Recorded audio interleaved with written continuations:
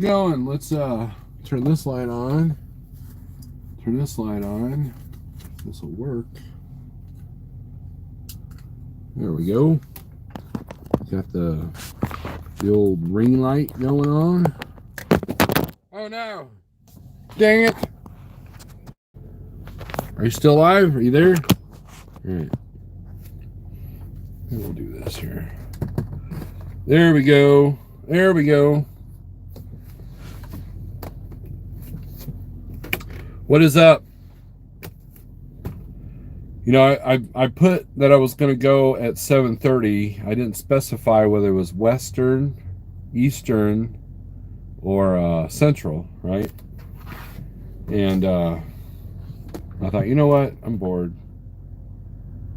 So it's 6:30. It's 7:30 in the East Coast. So it's 7:30. Echo, what's up?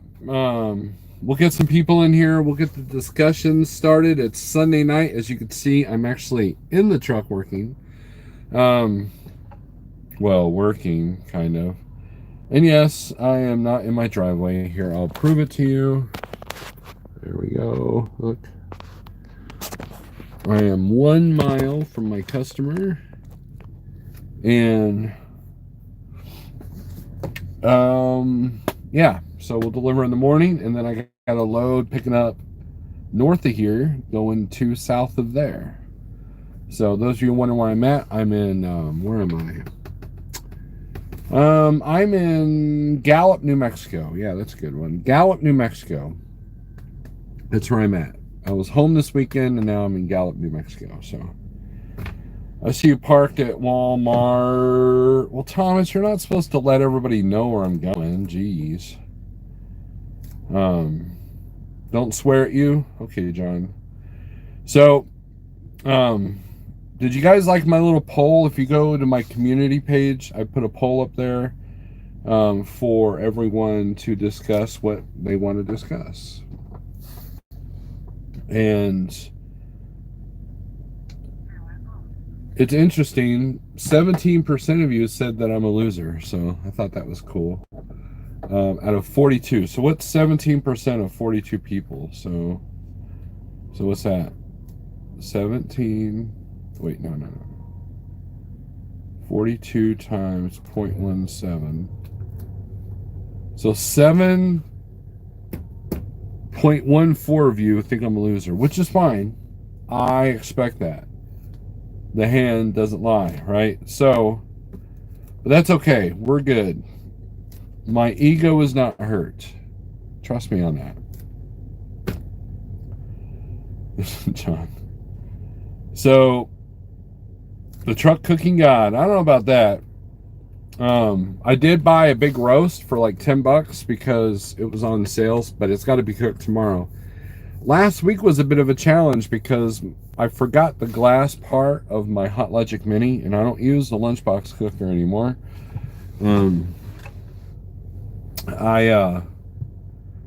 So I kind of bought a couple of new glass dishes, but it wasn't the same. So we went ahead and, you know, we went by the house. I grabbed the dish, and so we'll be able to cook all week this week. So tomorrow morning I'll throw that in. Actually, I'll use a crock pot for that. So, you know, look, the small little crock pots with an inverter, I recommend those, regardless if you got an AP or not, because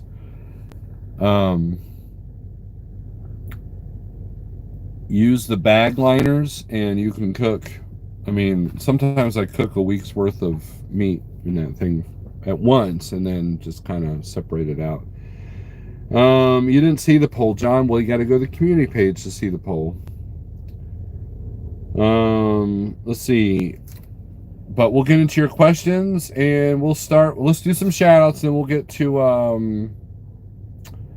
Hot Seat's question. All right.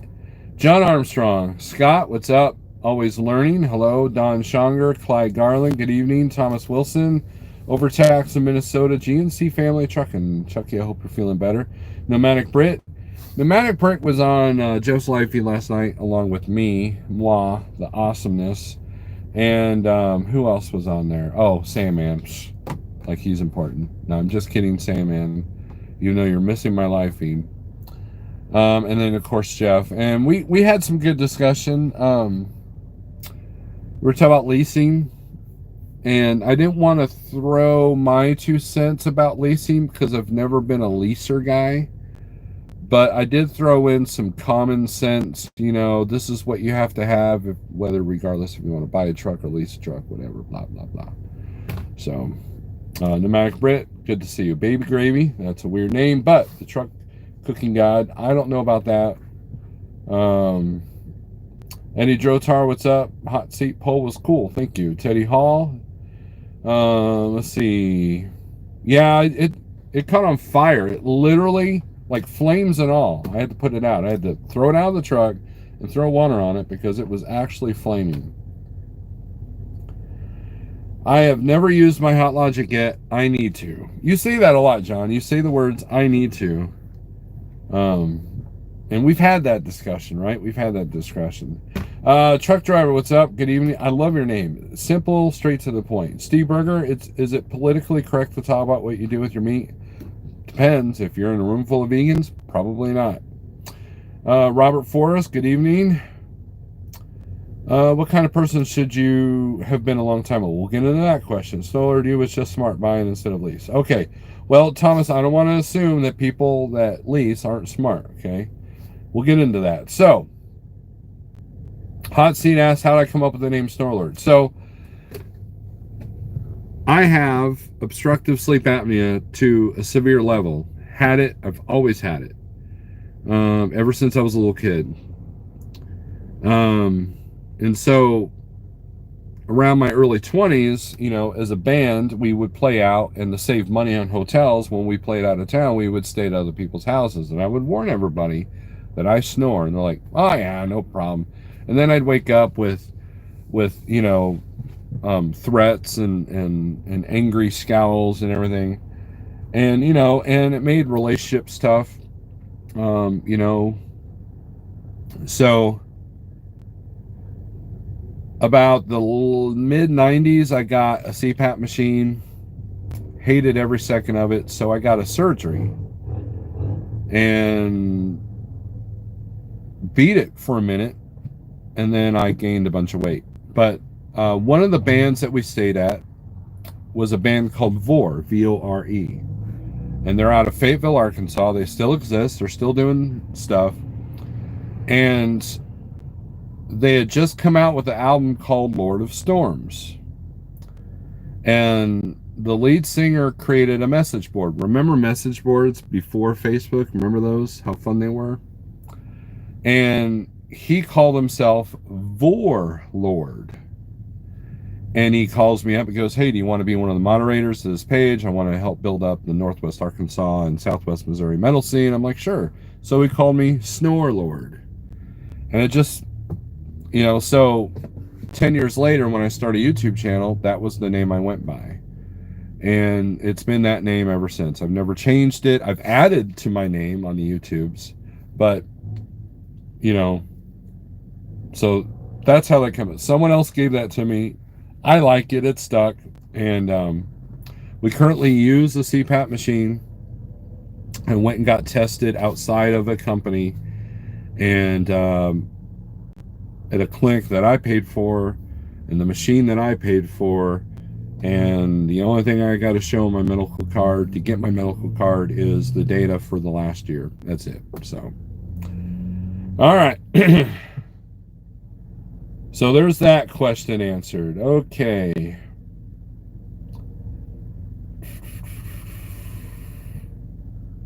What kind of person should you have been a long time ago? I should have been more patient. I should have been less angry. I should have been more observant. And I should have had my eyes open. To the point where I didn't get up to 400 pounds and didn't realize it. So it's actually truck diver. Oh, okay. I'm reading too fast. I'm sorry. I drive a truck for a living, scuba dive, got playtime. Okay, I think we discussed that last time you were on there. I apologize. Well, most I've listened to on YouTube, the majority had no choice but to lease. So we when it comes to leasing, look, Leasing is a tool like anything else. You'll have to go to Jeff's channel and watch last night's feed to talk about it, because I really don't want to get into details. But Charles Anderson has successfully completed 2 leases, or he's on his 2nd lease. Pale Rider has successfully completed 2 leases.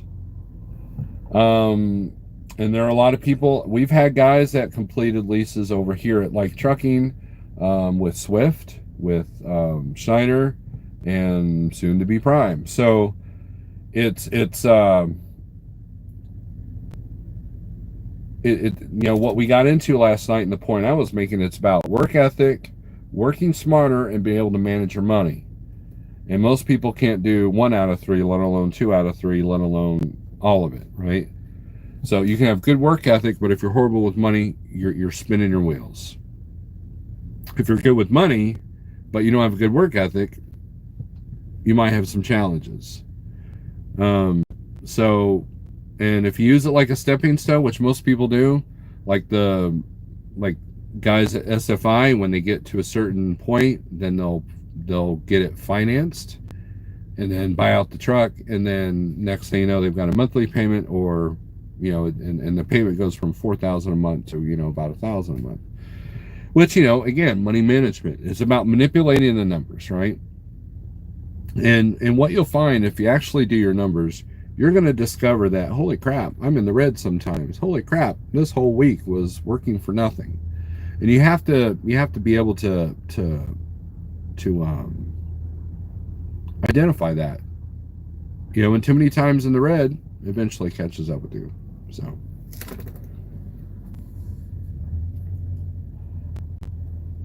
we got Steve Berger, Pale Rider TV. What's up? I was just talking about you. Thomas Wilson, I lease purchased because I was a foreigner coming to USA and had 0 ratings, so I did what I had to do, and it worked out for me, just saying. And look, Nomadic Brit is a perfect example of the person that I just talked about. Manages his money, had to do it because it was his only choice, and he made it work, and he's paid off his truck, and he's put a lot of money into this truck. So Ogar, what's up? You were on the live feed last night for a minute. No, that was James. You were talking about the Everblades. Or no, was that Jeff? I can't remember now. Provost Motorsports has a good video on installing the Everblades.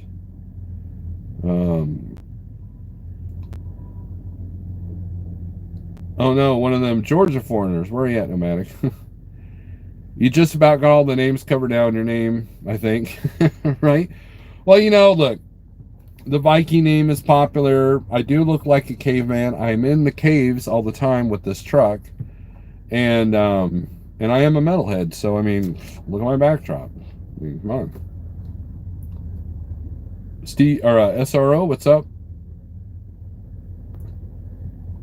Let's see. I never look good in red. I don't look good in red either. And with a beard like this and a little bit of a gut that I still have, Santa jokes abound, so I don't wear red. Unless I'm playing Santa, which is 0. Truckers Education Network, Jeff, we were talking about your lease thing yesterday. We were talking about the origins of my name and how we get to the point here. How's the family doing and the new house doing? Ogar, get a scraper. What's up, Snorelord? First time watching. Curtis Noble, what's up, man?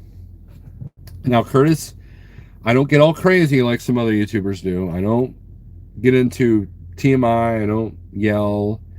I do get irritated. Daniel Adami is infamous for irritating me, but we just kind of let it go. And I hope you enjoy the channel. Sometimes we're exciting, sometimes we're not.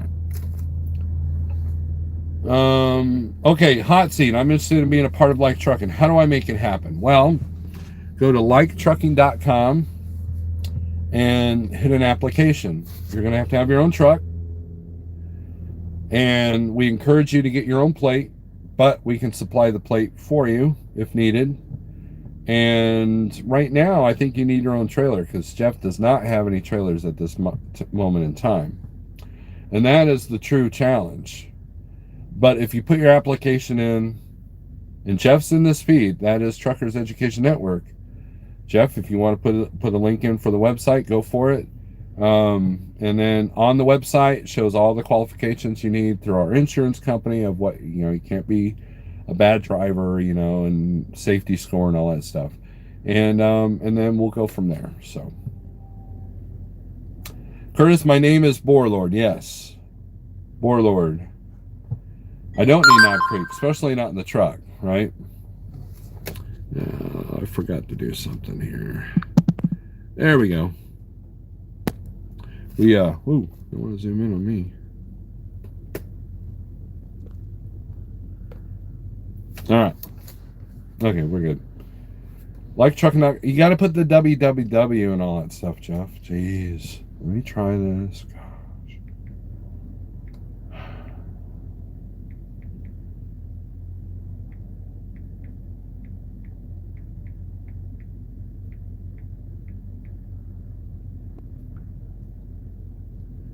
Oh, it's not coming up.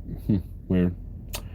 Oh, and hot seat. One thing that you don't want to do is if you're in a chat, don't sit there and say, I'm driving, listening, because that means you're texting while driving, and we definitely don't want that over here.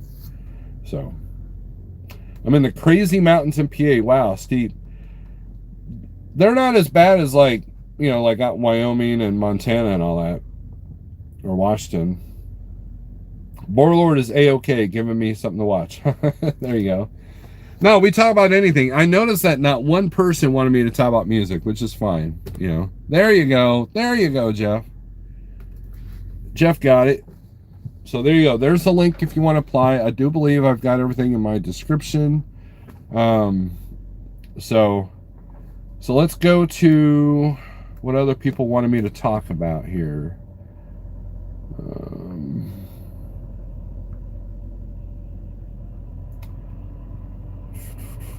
40% of you wanted me to do politics and conspiracy. I thought that was weird because you guys are trying to get me shadow banned. Overtax Minister says all the above because gosh darn it, you're a winner and people like you. All right, Teddy Hall, are you in here? We'll answer your question. Talk about my Steelers squeaking one against Baltimore. I didn't watch any football today, Burger. Sorry. Burger will make a great guest appearance. We have done that in the past. Welcome back, says Talk About Music. Let's see. All right. Teddy Hall, if you're in here, we'll talk about what you wanted. If not, oh, there you are. Okay, Sioux Falls is windy tonight. It's windy everywhere. There's a cold front getting ready to make some mess. Oh, APU just kicked on. Freaked me out.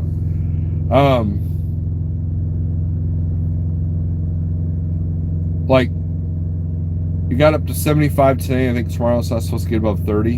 And then tomorrow I might be dodging snow tomorrow night. All right, so Teddy Hall, left Cuttstown, PA, USA, Maine, now getting my trailer tagged up here tomorrow. Good deal, Teddy. I know several people that have done that. Maine allows you to tag your trailer out of state. That's a good option. So what Teddy Hall wanted to see was time management when booking loads. I've given myself too much time between loads and sitting some, but I'm never late. Well, it's better safe than sorry, Teddy, right? And so my rule of thumb, and you gotta understand that I do the majority of the stuff that I do is stuff that I do all the time. But like for example, the pickup I did in Ohio and the delivery I'm doing here tomorrow. I've never been to these two customers. In Marion, Ohio, I tell you what, there's like a special code that you got to get through for a truck. You don't want to make a wrong turn on that in that area. But it was the only way to get to this place, right? And so the rule of thumb that I use is 3 hours. And so a good tool to use is Google Reviews. Go to Google Reviews of where you're going and look at the reviews and see what, if 90% are saying in and out within an hour, here's the entrance, all that kind of stuff, then do it accordingly. But I always leave myself a 3 to 4 hour window. And then I also have a lot of deadhead. I'm not afraid to deadhead. I'll deadhead 150 miles all the time. I do it all the time. So that's where time really comes in. So I'll give you a perfect example. So last week I delivered in West Jefferson, Ohio. There's a dog food receiver shipper there that is infamous in the reviews for taking 5 to 10 hours to unload. So the load that I picked, and the reason why I picked it, is it delivered Thursday afternoon, like at 3 o'clock. And so what that told me was, regardless of how long it was going to take, I could book something for early Friday morning, deliver Thursday at 3 p.m. I picked it up Wednesday morning, and I slept at the customer, at the shipper, which was good because they took 5 hours to load me, but I didn't have to start my clock. So a lot of times I'll do that, right? And so if they get me out early in the afternoon, then I can do my deadhead for the next load that night. I didn't do that last night because there's a few mom and pop places to park between West Jefferson and Marion, Ohio.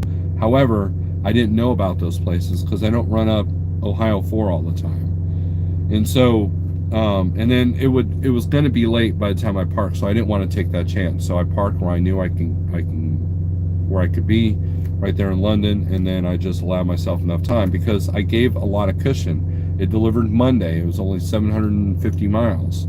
So I actually got through the house and was able to, I didn't quite get a 34 though. So I'm on, hope you're sitting down. This might blow your way, but I'm actually on recaps starting tomorrow. So,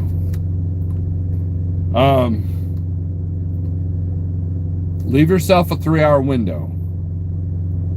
I don't book anything past 50 miles an hour. In other words, I try not to do more than 550 miles a day. That's just a personal choice. Now, if you're going from, say, Lincoln, Nebraska to Salt Lake City, Utah, you can probably make better time going down the interstate. So you can probably book 600 miles a day. But you also have to look at the weather as well. But if a shipper keeps you, or if a receiver keeps you, or you have a bad weather incident, that kind of gives you a pass. And so the only thing I would worry about is if you're not on time for something like Walmart or Dollar General, their reschedule might not go to your favor. So 3 to 4 hours for unload time, but I utilize Google Reviews. And that's something that anybody can do. You don't have to be an owner operator. You can be a company driver. It doesn't matter. Anybody can use Google Reviews. Now, take those reviews with a grain of salt. So if you have multiple SKUs, it might take a little bit longer to unload. But if it's like a straight, like I've got 20 pallets of one product, right? They should have me unloaded in like a half an hour. But if they don't, my next load doesn't pick up till 1, but I'm 2 hours away, 2.5 hours away. So, no, I'm 2 hours away. So I look at it, if I can be there at 7, at the receiver at 7, they get me unloaded by 10, I can get up to where I'm going by 1, and then the load that I'm doing out of north of here is only a 3-hour drive. So I don't worry about my 14. And even if I do run out of time, I can PC to the nearest truck stop and just deliver it next thing in the morning, and it's a window there too. So you just got to know your customers, you got to know your areas, and you got to know your products. I mean, there's a whole thing, there's a whole formula, but for the most part, if you give yourself a 3 or 4 hour window for them to unload, if you're going to a grocery warehouse, you're hurting yourself. If you unload at 6 a.m. at, say, a place like Cisco, I wouldn't book anything unless it had an open window and you could do the miles that day, or if it picked up at like 1 or 2 and it was only 200 or 300 miles. And that's the beauty of running short haul, is I don't really run up against my clock too often.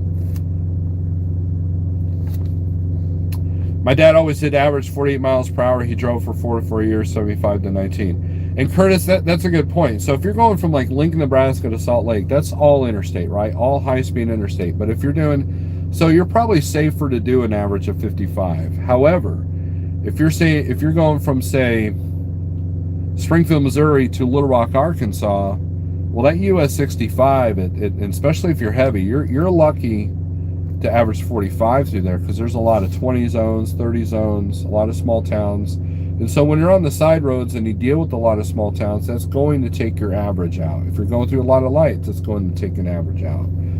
So, you adjust your average according to whatever atmosphere, wherever you're going.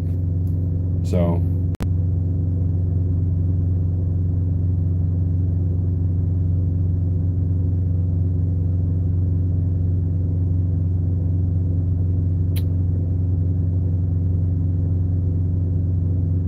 going back in comments here. No cold fronts there in Florida. Good deal. Marion is kind of off the beat. It is. Can we talk about Cooper? I can't get enough. LVC? Nah. I don't know the guy. Don't care to know the guy. Nothing against the guy. But, I'm sure his channel's grown thanks to everybody else. I'm making hot cocoa to sit and enjoy the rest of his life. Good deal, Shannon. You can apply anytime as long as you meet the requirements. We have several female contractors over here. That is absolutely true. Let's see. Shannon, day late, dollar short is what my dad always said. Everybody's thanking Eddie. Hello. Snorelord, it's movie night. Make a popcorn. Take care, my friend. Thomas, you take care as well. If we can get trailers, our goal is to 15 to 20 additional contractors in 22. So 22 is going to try to be our year, but it's all dependent on equipment. So if anybody has any leads on trailers, contact me or contact Jeff. I just got to jam, get this truck out there.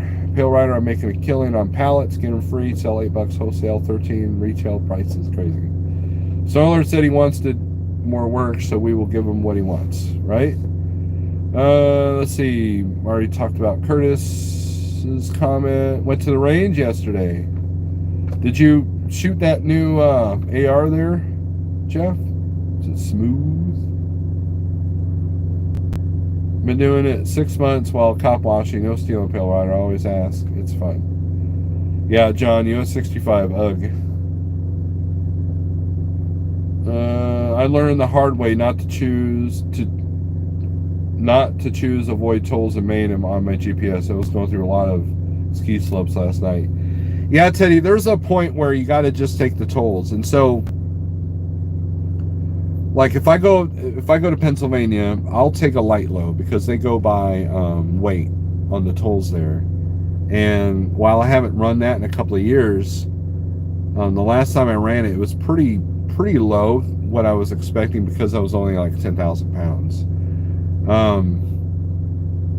Or in the box, I mean, so that's a part of deciding where you're going. So if you take a load from, say, Joplin, Missouri to Carlisle, Pennsylvania, that's 45,000 pounds, you're going to net less. You're going to have higher fuel costs and toll costs and everything. The variables will be higher versus a load that goes from, say, Oklahoma City to Indianapolis, where it's predominantly, other than Missouri, it's predominantly flat with 10,000 pounds in the box. So, so those of you on mileage contracts that are dispatched, like Pale Rider, a lot of your net is dependent on the load that you're given and the miles that you're given, and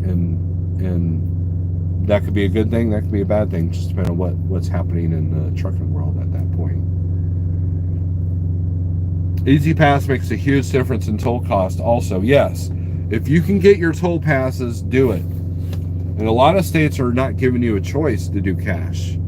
So I highly recommend getting your passes. And if you get the best pass and the elite pass, I think it's a one-stop shop. It gives you your like your pre-pass as well. So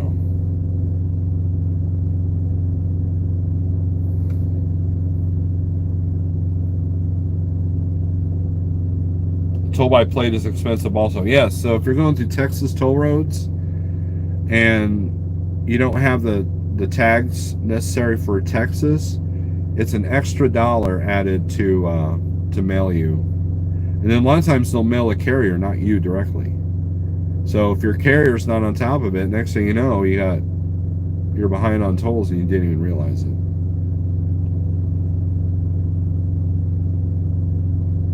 Heavy loads while running hills helps your DPF filter, so it could be worth it. Right, and I learned that. Look, if there's two loads side by side and one's lighter than the other, and they're exactly the same, I'm going to go for the lighter load. However, you're absolutely right. And so a large percentage of the stuff that I've hauled in the last 6 months has been heavy. It's been either beverages, food, or like what I got on now, so I'm usually anywhere between 40 and 45 in the box. And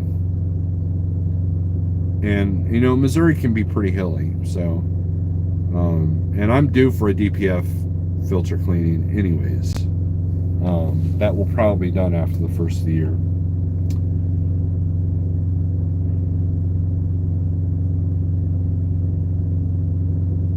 Fun fact, Canadian plates aren't recognized on the toll road in Texas, so they can't bill you. Haha.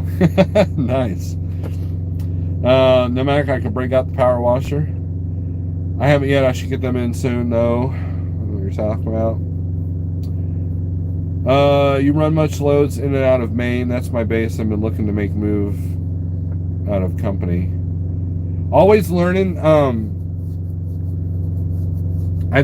There's always loads going up in the Northeast, but I don't know how far into Maine. Now, I've been to Maine several times, so it just depends if you can find the brokerage that has that. There's a lot of loads that go around Bangor.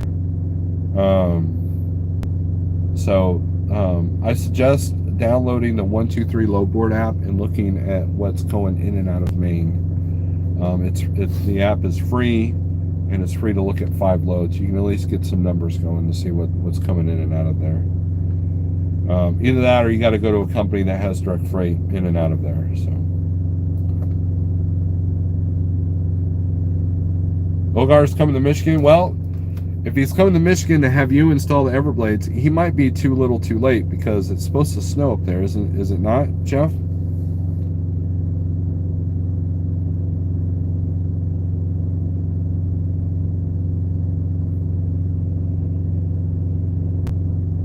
Ain't a lot of fuel stops or rest stops in Maine. Yeah, Curtis, there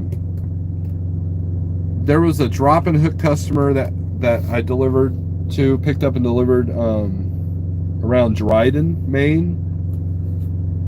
And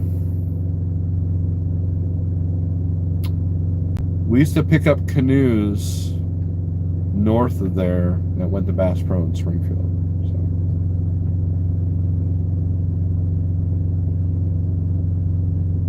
Tons of round trip bundles on Uber for me. Teddy,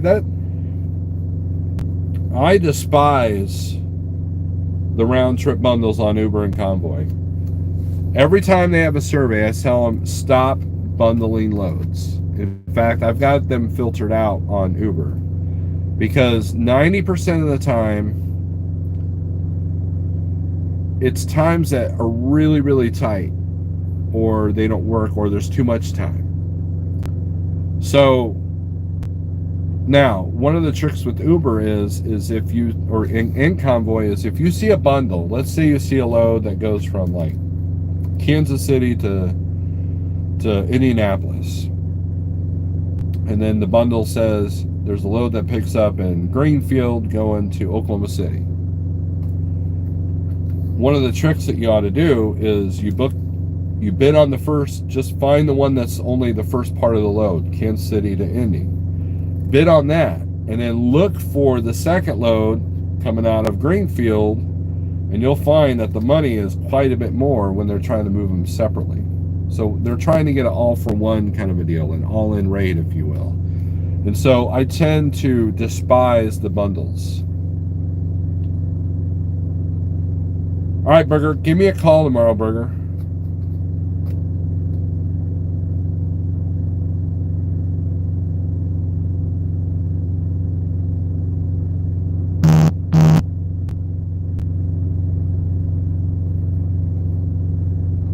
Taught my kid to do a rim shot sound. He still does it. Bundle loads are not legal to accomplish most of the time. Yeah, they're, unless you really know the customers and you can, like stay at the customer or something like that, or you've got a husband and wife team, that can make it happen. But yeah, I don't like the bundles. And here's what happened at Landstar a lot. So Landstar, they would try to do bundles, right? It would give you all the miles, all the deadhead. It was like almost no mental work whatsoever. And you go to book one, and halfway through the bundle, the rest of the load's canceled. And then they'll sit there and say, well, most of the rate was on those loads, so we're only giving you like $1.50 a mile. That's happened more times than not over there at the Blue Star to people that I know. I booked one bundle and was instantly burned when the rest of it got canceled.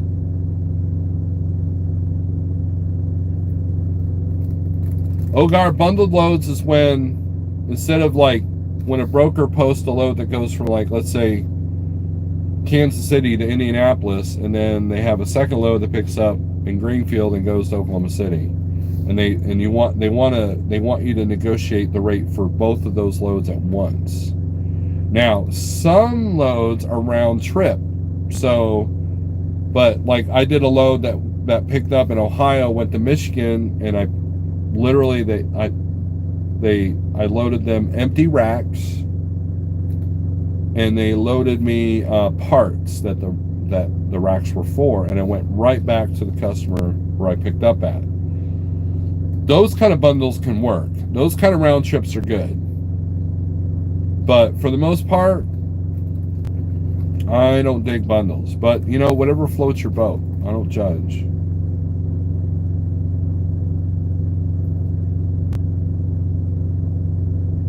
Les is in the house. Hope you're doing okay.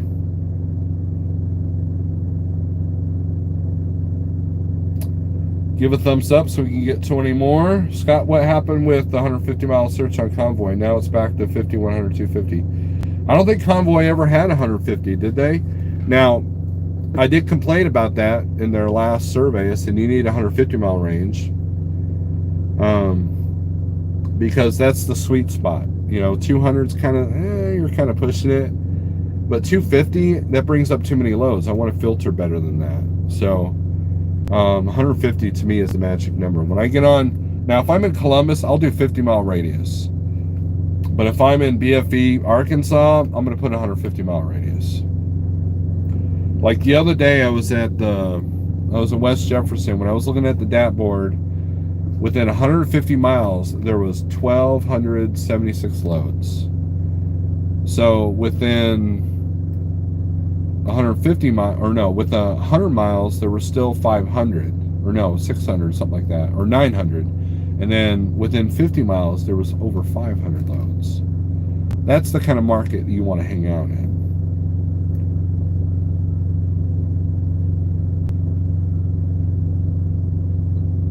John Kirkpatrick, how's it going? Scott, Convoy, what loads they have a lot less freight for some reason. They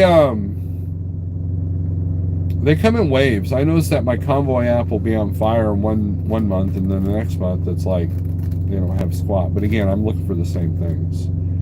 Have I ever been to Canada as a truck driver? No. As a citizen, yes.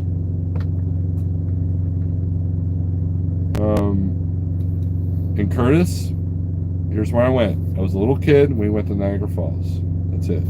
I used to live like 15 miles from the border of Canada. Did you hear that Prime and sold Wilson Logistics to Ashley Furniture? Prime, I don't think owned Wilson, but yes, I did hear about that. Do you have quiet seasons in van? Yeah. In the spot market, it can slow down a little bit. Usually it's February and October.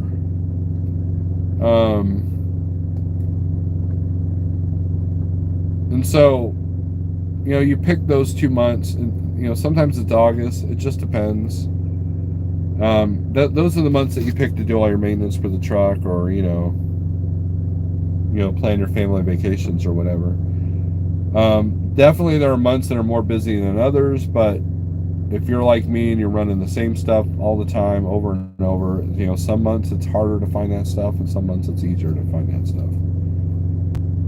Need a load out of Sioux Falls to Minneapolis tomorrow for $5 per mile.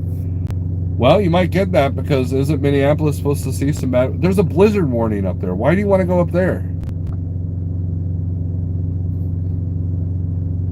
You're like 10 miles away on the Canadian side of Niagara Falls. Wilson sold their Western division to Ashley. There you go.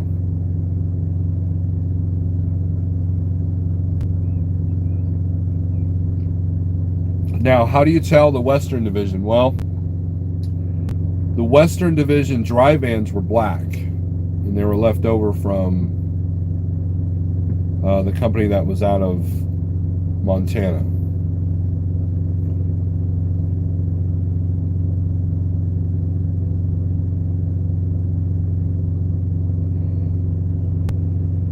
Dave, what's shaking? Are you going to Matt's? Let's go to Wild Eggs and again for breakfast.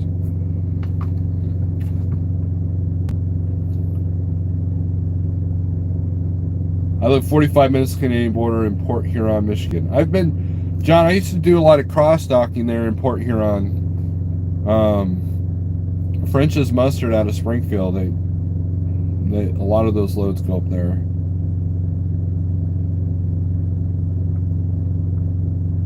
But I do not go to Canada now. Number one, our authority doesn't have that ability here at Like Trucking, but even if I did, I wouldn't do it.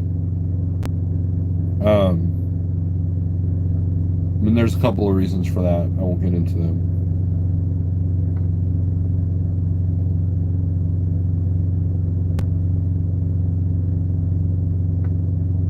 I live there and I want to try out those new Michelins. We'll be there. Well, good luck to you. Dave, when are you going to move to Missouri? Chris, I bought my 880 Volvo from Sheehan's in Burlington, Ontario. Britt, Quebec wants to be their own nation, but they can't survive without Canada.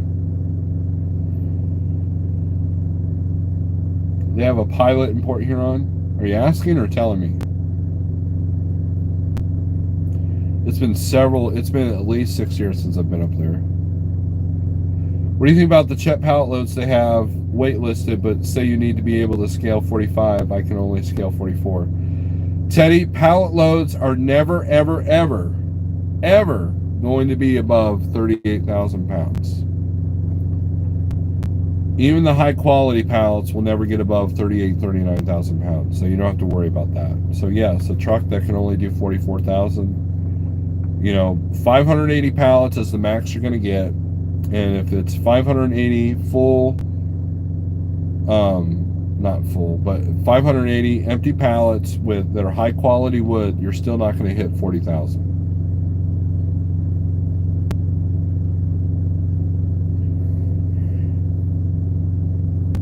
Short and regional hauling, that's it. That is it.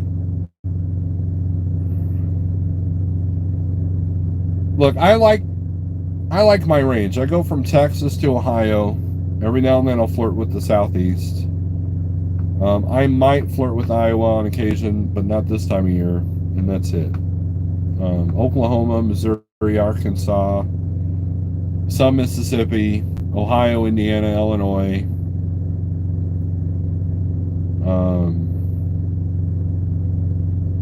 Maybe some Georgia. maybe some Tennessee. And, you know, for the big money or to visit my sister, I'll go down to Florida.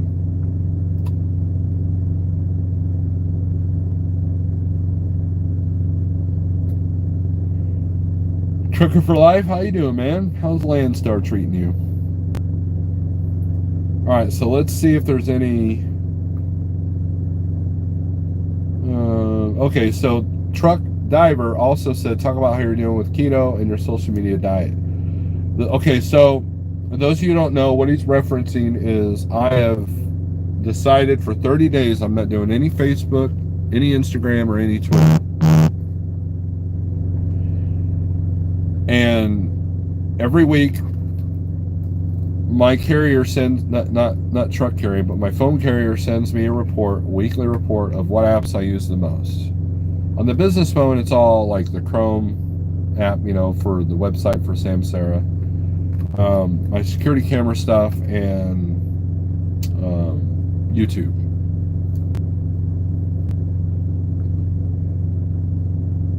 My personal phone, however, it's all Facebook, Instagram, and YouTube. And I decided, you know, I've been feeling kind of non-focused. I've been having trouble getting things done. And I thought, you know, and a friend of mine, Tex Crowley, which I suggest you check out his channel,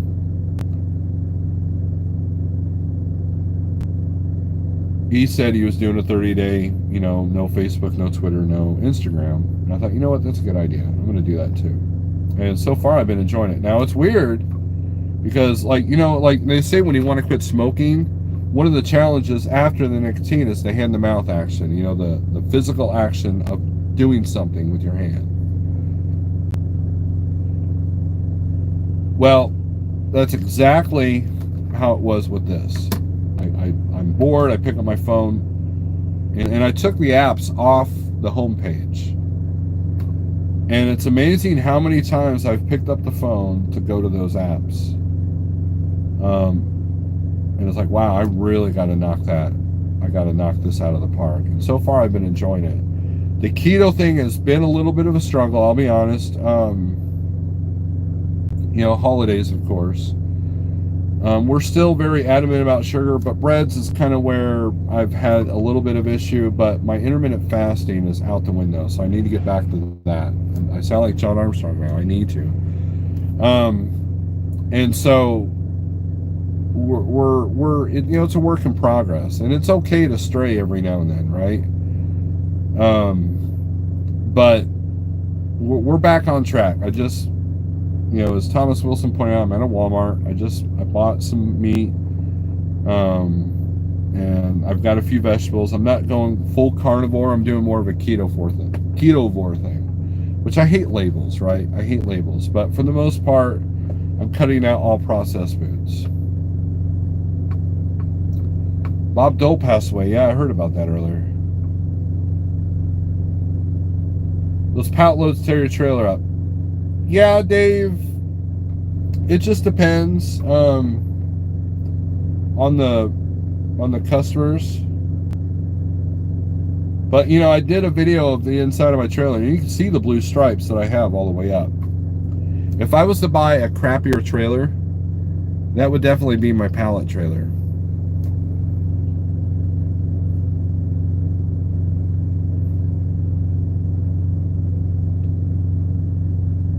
Bolivar is a good spot, Dave. Les, how's it going? Hope you're okay.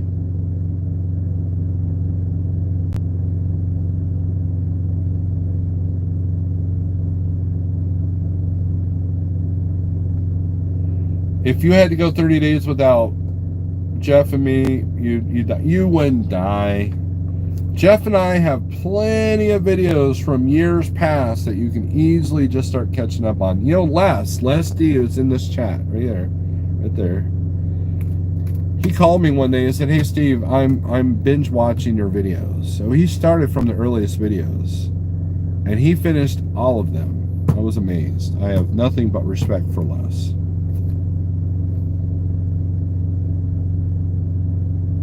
We have a real issue in Canada currently with untrained drivers getting their CDLs and OTR off the bat.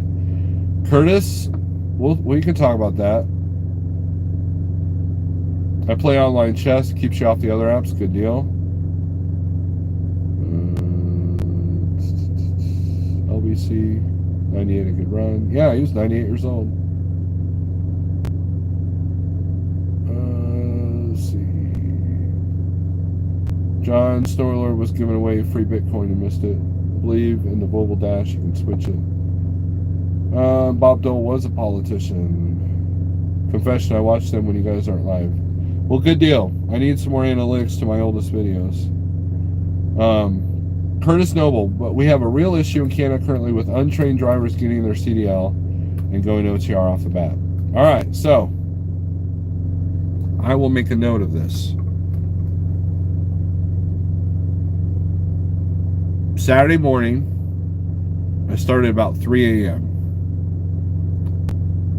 and I went from Effingham, Illinois to Springfield, Missouri. I must have counted at least 20 trucks on the shoulder at any given point in that 300 miles.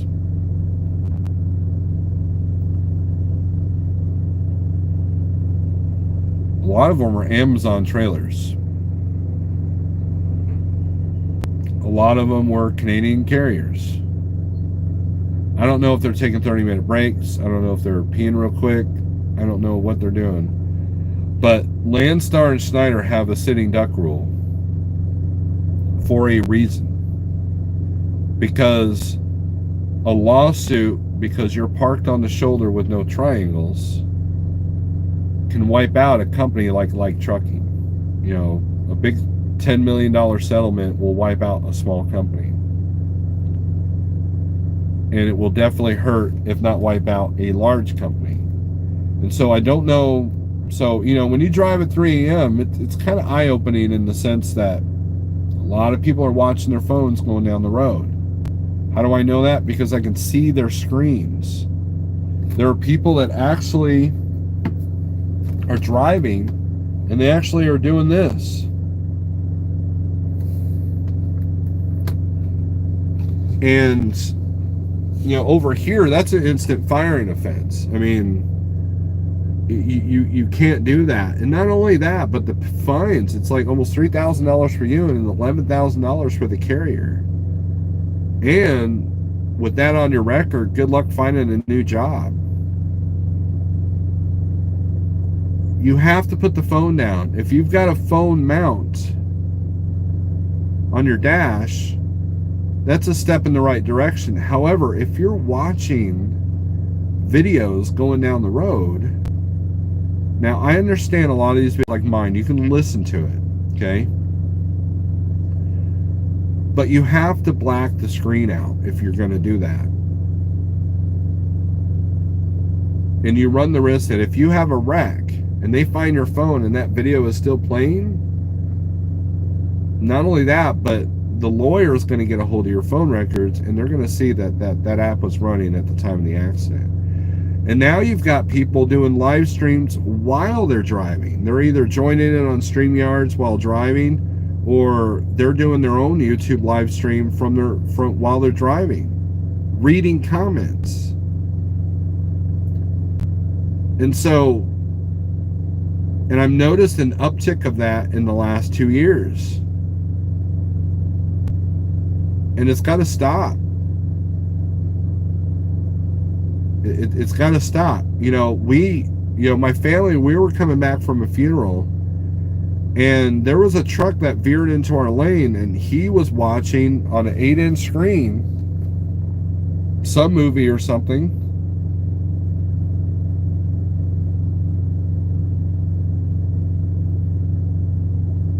If you're going to listen to a podcast, listen to the podcast. You know, there's a lot of podcasts that are not only on YouTube, but they're also on Spotify.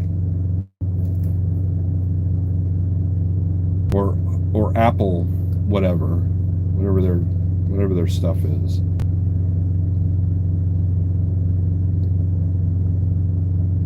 And if you're in a live feed, listening to a live feed like mine,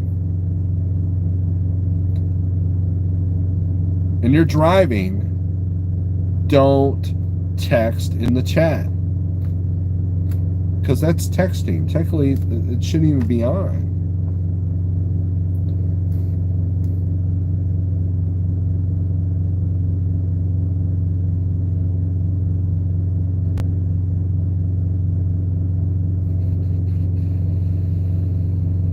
I watched the video where he was Lehman Schneider. Yep. You think of going to any music festivals this summer? No, John. I hate music festivals. The last music festival I went to was Milwaukee Metal Fest. I used to do that. I think I did that 3 years in a row. When you try to cram 50 bands in one venue in a weekend, or 100 bands, you see it's like a sampler platter. Like, I've seen a lot of bands that are my favorite bands, but only like 5 songs. And so to me, it's not worth the crowd, it's not worth the expense, and then you got to sit through bands you don't like just to get to the bands that you do like. When we were playing shows, I hated Battle of the Bands, so we never did them. And I hated shows that there was like more than 5 of us playing.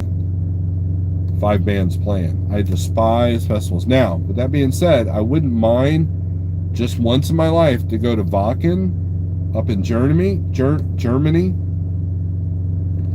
because that's like the mecca of heavy metal festivals. But I can guarantee, with all the vid policies and everything else, that I will never ever go to a live music festival again.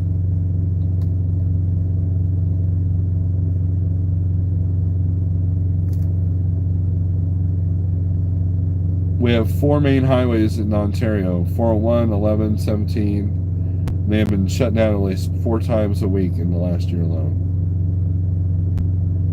Yeah, I bought a car from Canada that had the same thing. Selena and Jeremy lost their gig at Landstar for parking in front of their house. Yes, that's the other thing about Landstar. And and technically, I could have been fired from Landstar because I park in front of my house. And even though it's a dead-end street, someone could have called me in and got me fired.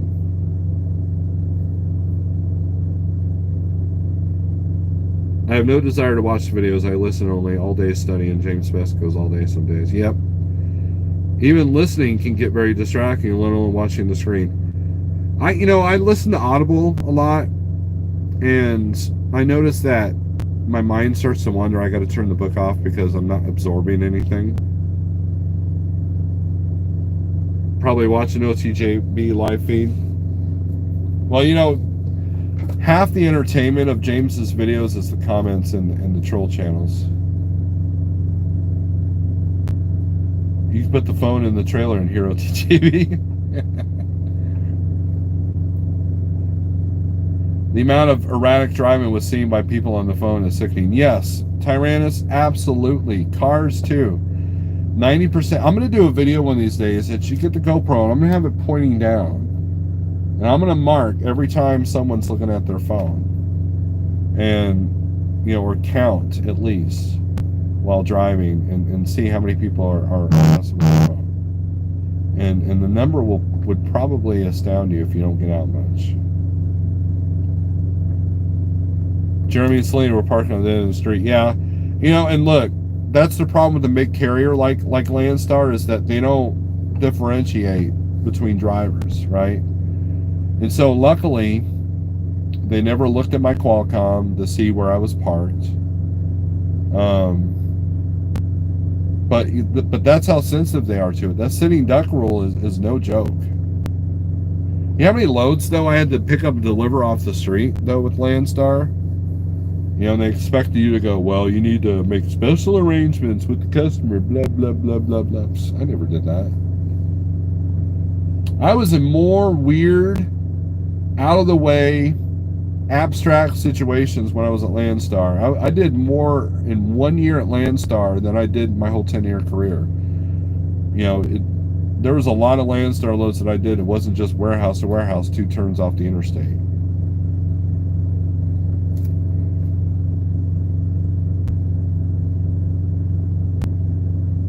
Teddy, they have a problem with you parking in the street. So, that's it. Les, you have a good night. Well, festival tickets are kind of costly too. Yes, TM, absolutely. We don't care if you park at the house. I'm not parked at home. I already proved that I'm not at home. They were making good money, no warning. Yep.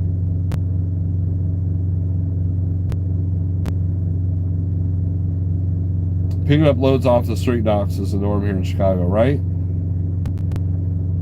And that, look, when someone says you can never park in the street, you know what? There's a customer I go to in Kansas City all the time. You literally have to park in the street next to the signs that say don't park there. And the shipper will be like, yeah, once you drop a trailer, go back out in the street and wait for your phone to be called. And it's kind of a pain in the butt. I've done videos from there. I've got some in the GoPro where I've got both of them kind of running off the mirror. So we'll see what that looks like. I did have a chance. I didn't open my computer. I was supposed to do some stuff for work, and I didn't. My computer's having issues. It might be time to have a new computer. So, Metallica is playing Vegas in February. I missed a chance seeing them when they were in Tulsa, and I kind of regret that.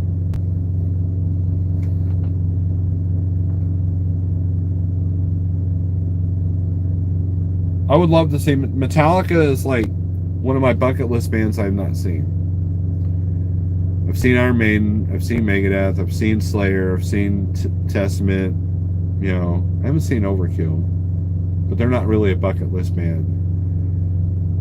Saw a lot of bands at the Milwaukee Metal Fest back in the day, and got to open up for some of them. But I have yet to see Metallica, and that's kind of what I want to do. I had some 18-year-old girls smashed to the side of the truck, texting, driving with their wrists. Thank God for cameras. Yep. Yeah, if you don't have a dash camera, a dash cam, you need to get one. You know me, I don't really say you need to very often, but I have 2 dash cams. I've got the company dash cam, and I've got my own dash cam in this truck. Yep, Iron Maiden is touring this summer. Take Pale Rider to Metallica. I would love to take Pale Rider to a Metallica concert. I would do it. Pale Rider, if you're in here, you want to go see Metallica, we'll go. We've got a mutual friend that'll get us tickets. We're in, Pale Rider.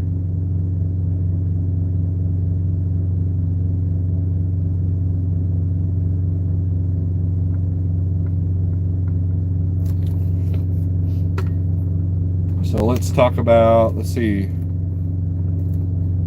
what other questions.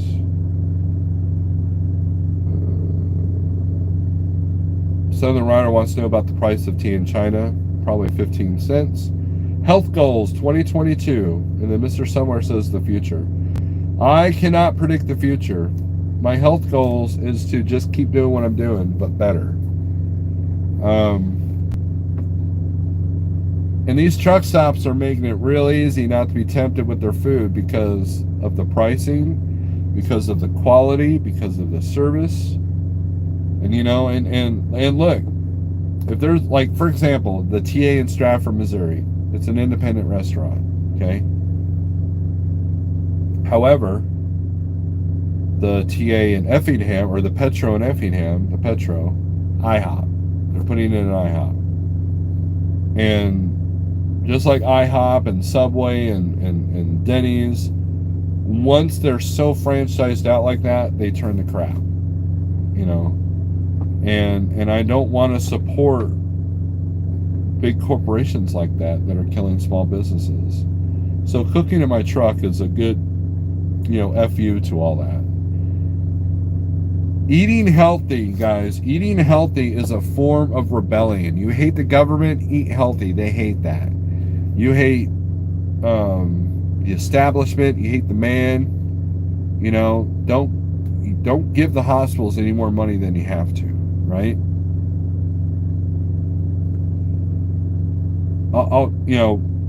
The other day, my wife and I were, well, not the other day, but last weekend, my wife and I were grocery shopping, and I came across a box of Elf from the movie cereal.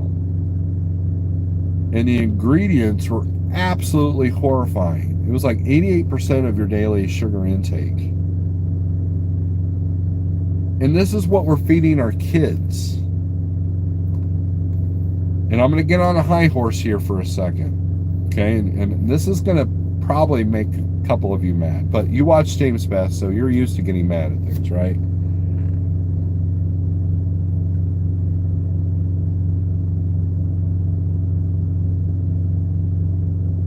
Kids don't need sugar, and they don't need a device in their hand.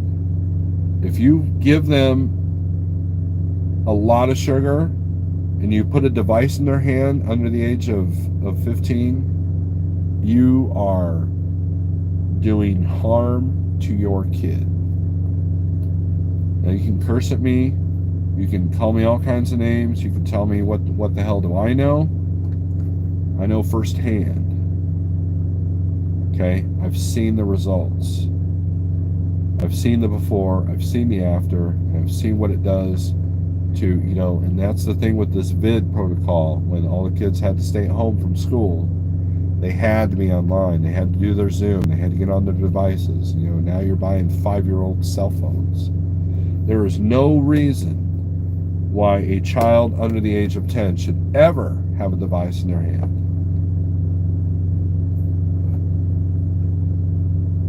And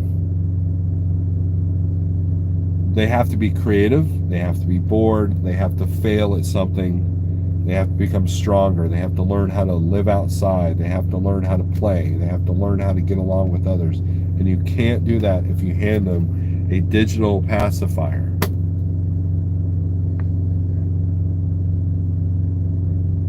How do you not give in to the cravings of junk food?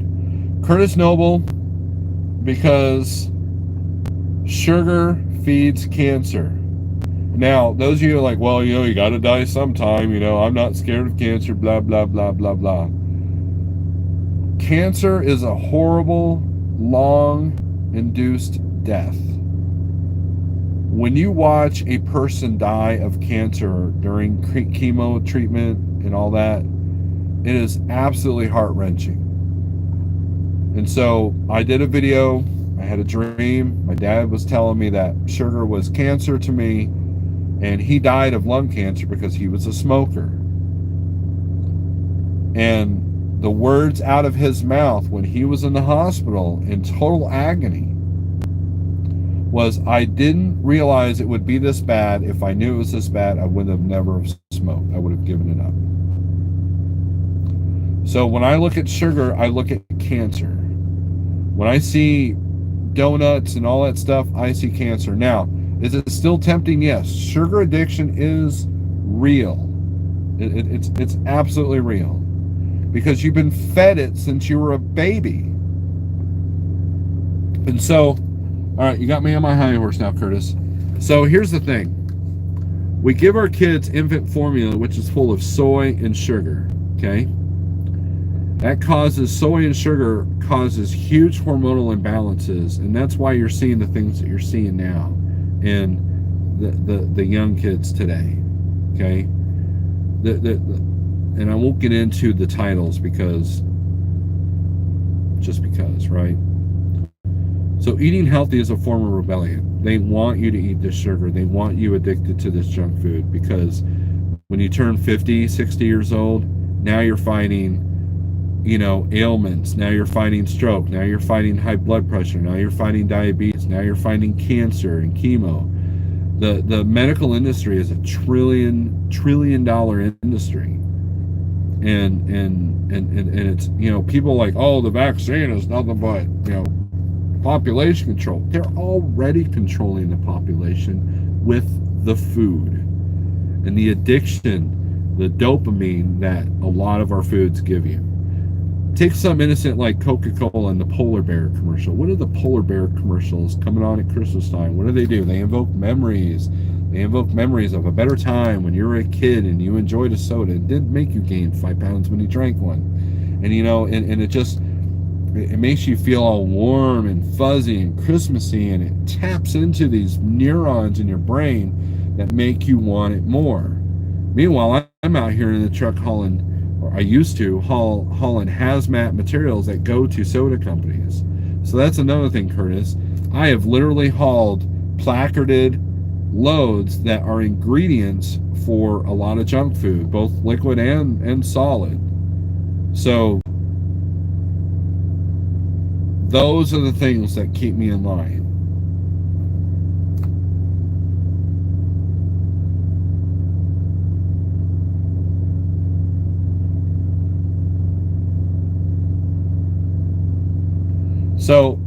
So Curtis, it's about perception, right?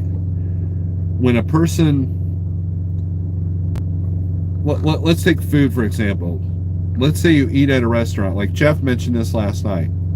Let's say you eat at a restaurant and you get food poisoning. Are you going to that restaurant ever again, no matter how good their food is? You know, you could have eaten there 10 times, right? But then that one time it was coming out on both ends, and you were sick, you were down for 3 days, and you almost died because you had 104 temperature. Are you going to go back to that restaurant? No. What changed? Your perception of that restaurant.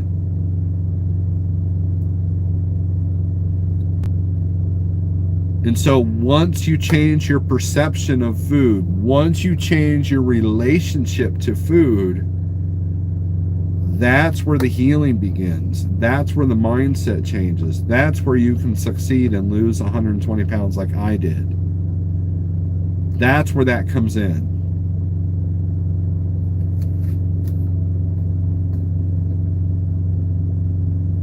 Vote with your dollar. Don't buy crappy food, right? I do need to take Jeff to a metal show. I gave him a CD last time I saw him at Matt's. I think I saw him in a video using it as a frisbee for his dog.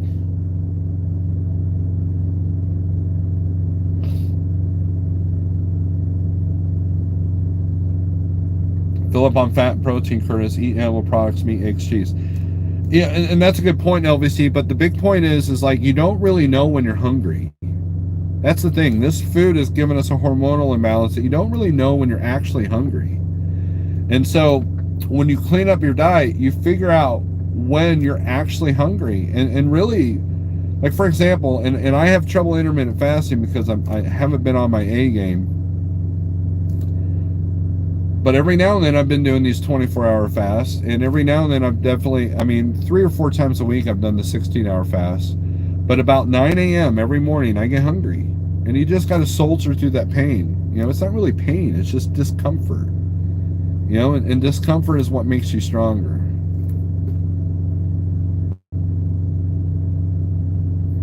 Park at Speedway, walk to Nearmerks in Effingham.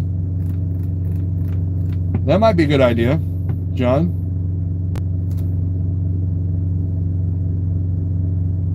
That's why fasting can cure, if not at least put it in remission, cancer. I agree with that. Whoa. That's okay, Curtis. No need to be perfect. Just start again and try fasting. Mix it up. My dad just passed away from lung cancer caused by smoking and sugar. Ralph Lono, my condolences. I'm sorry to hear that. I know exactly what you went through. I'm sorry to hear that. Sugar is worse than anything. That is absolutely true. I'll absolutely try. I've done keto and I've lost a lot of weight, then I stopped doing it for whatever reason. And Curtis, that happens, man. You know, you get bored. You know, sometimes you just want to go to Wendy's and not have to deal with the no bun and tell them extra stuff and all this stuff. And I get that. I really do. Or sometimes the smell of foods hit you just right, but that marketing's working. And I think by doing my low social media fast, you know, other than YouTube, I think that's actually helping my focus. It's helping me stay on track a lot better.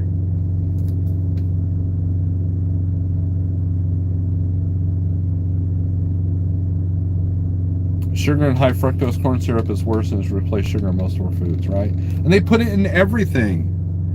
Think about, okay, Coca-Cola. You guys look up the Coca-Cola conspiracy. They put a bunch of salt in the Coke so you're thirsty. That's why there's so much sugar in it.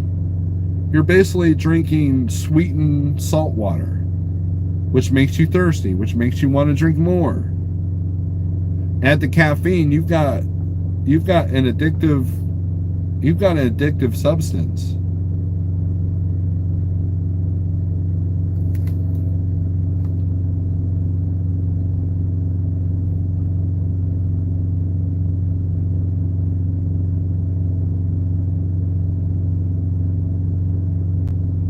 Ralph, my father has 50% heart and lung function due to truck stop meth and smoking. I've hauled bleach for McDonald's nuggets.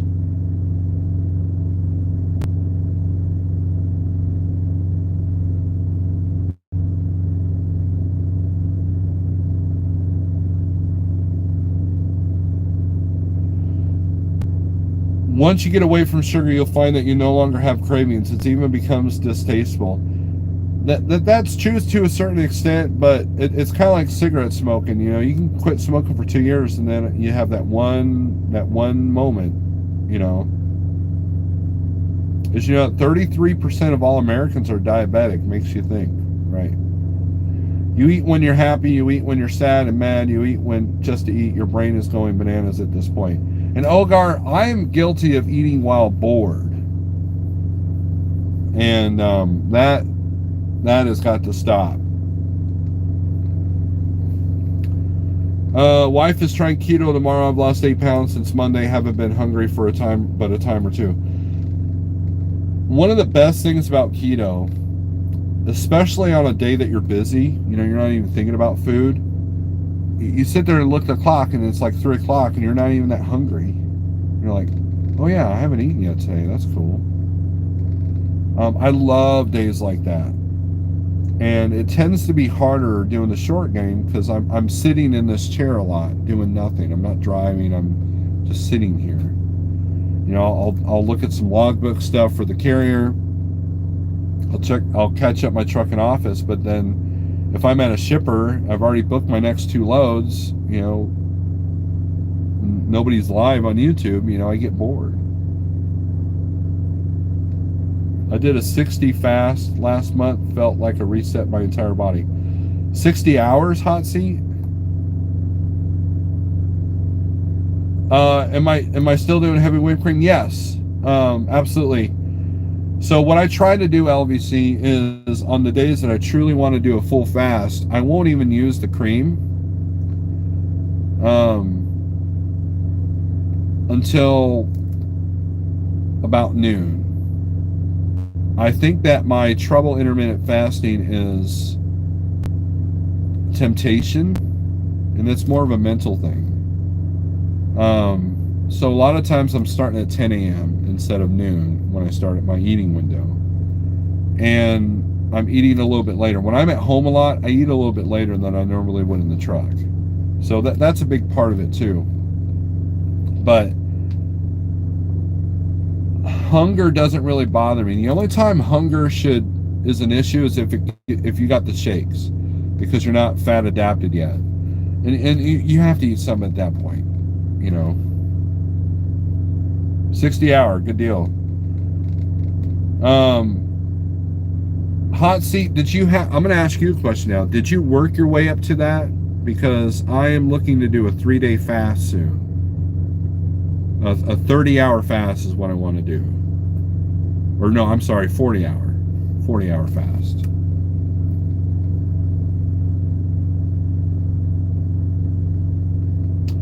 Shane, I can see that because the food here is so different in portion size and additives compared to UK. Yes, our additives are, there's a lot of our additives that are illegal in your country, Brett.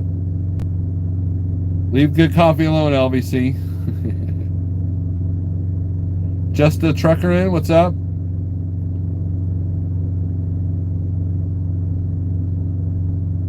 Good coffee is clean, organic, and straight black, no stuff in it. That is true. And I've been, you know, when I picked up my deer meat yesterday, there was an Amish store right next to it, and they had some like coffee there. I bought a couple of bags. I'm gonna try it, see if it's any good.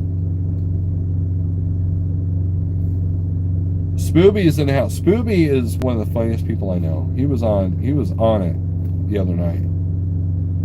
With keto, I've developed super dry skin condition on my right hand that didn't start until a few months ago into keto, and when I got off, I noticed my hand has gotten better since I've hopped off. I don't know. A lot of time, if you YouTube search keto and skin problems, I think a lot of it stuff will come up. My mother used to give me Coke syrup when I was sick as a kid to help me feel better. Wow. The true 3-day fast will regenerate your immune system. I love fasting. My brain is 100% more razor sharp since I've been fasting. I think and feel a lot clearer and focused. It's beautiful. That's why hunters, back in the day, when you had to hunt to provide for your family, they would fast before a hunt because it gave them sharpened skills. Thorn Thunder, what's up? I started with a 36-hour fast the month before I did my 60-hour fast. Yes, it takes practice. Start out small and increase as you can. Good night, everyone. Ogar, good night. Thanks for coming in. I hope I answered whatever questions you have or had. The reality is this, guys, and I know a lot of people that have gone keto, lost 30, 40 pounds, and then gained it all back and then some because they just couldn't stick with it. You have to find what's sustainable for you. If you have to have a cheat day once a week, then do it.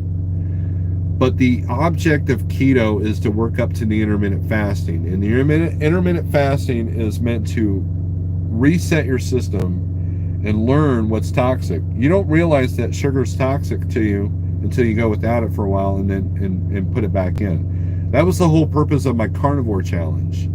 I figured out what was good for me and what wasn't good for me. And what wasn't good for me was all the keto cheats, like the keto bread and the keto cookies and the keto marketed friendly crap. You just need to go all natural, all, no ingredients, just meat, vegetables and coffee and tea and water. That's it. Meat, and dairy based like cream and cottage cheese and stuff like that, with as little as ingredients as possible. Now you got dirty keto, which will work to get you off the carbs. However,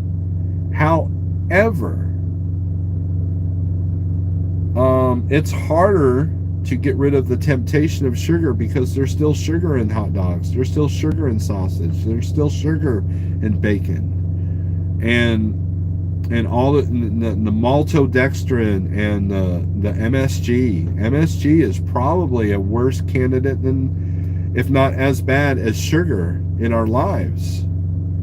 MSG is designed to make you eat more. That's how they make lab rats fat, is they give them MSG. And you can buy MSG. It's called Accent, right there from the spice aisle. It's designed to make you eat more. You need StreamYard, says Cascade. Why?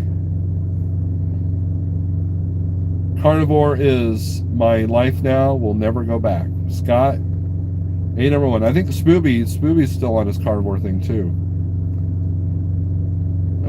MSG, I need some. Look, you guys ever watch that show Super Size Me? I think it's free on YouTube. And yeah, that was a study that had a lot of flaws to it, but the one thing that you should notice from that guy ate fairly clean before the McDonald's diet. And then he gained a bunch of weight. His blood work was horrible. But the one thing that you should notice in that movie is there's a scene where he's in the hotel and he's so sick of McDonald's that he threw it up. And literally an hour and a half later, he was craving it. He became addicted to that food. And so they had to treat, after the 30 days was over, he had to treat it like detoxing, like getting off of a drug. You have something that makes you crave it after it's made you sick. You know, have you ever had a food that made you throw up, and then did you want to eat that food ever again? And if you did you want to go back like immediately? No. So when you do something that you know is harming your body, whether it be a phone, whether it be food, whether it be cigarettes, and you still do it, that's called addiction.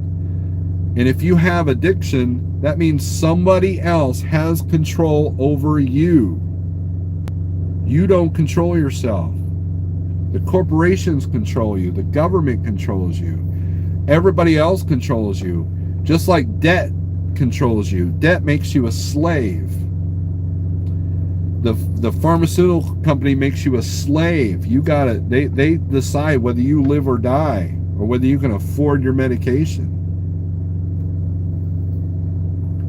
If you're addicted to something, I don't care if it's cigarettes, sugar, alcohol, you are being manipulated and controlled, and you have to break free from that. And so when you look at it as a form of rebellion, speak with your wallet, speak with support these small butchers and give them the business. Screw Walmart and their high meat prices. You know? And screw the boxes of cereals and pastas and all that stuff that's designed to make you sick and fat and dependent on medication. And it's screwing up your kids too. ADHD, depression, anxiety, the inability to cope with reality. That is food-based. Add the social media on top of that, and you have a recipe for a generation that will die in their 30s with the attention span of a gnat. All right, Scott. Squirrel and rabbit are low fat. Let's see.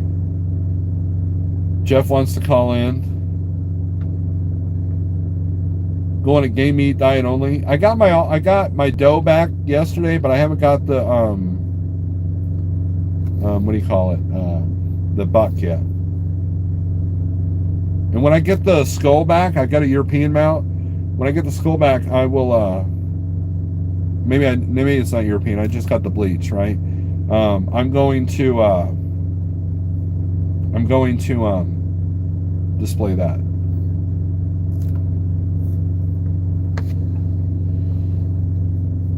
I'm going to do a 16-hour fast starting at midnight tonight. Good deal. Let's see.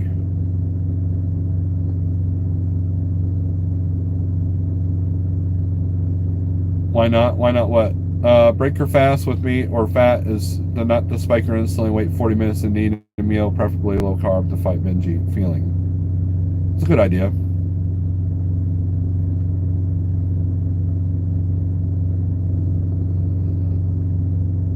Jeff, I need to start watching you because I've heard you're better than Coach. And when I start trucking, especially owner operator, I want to make sure I'm doing right.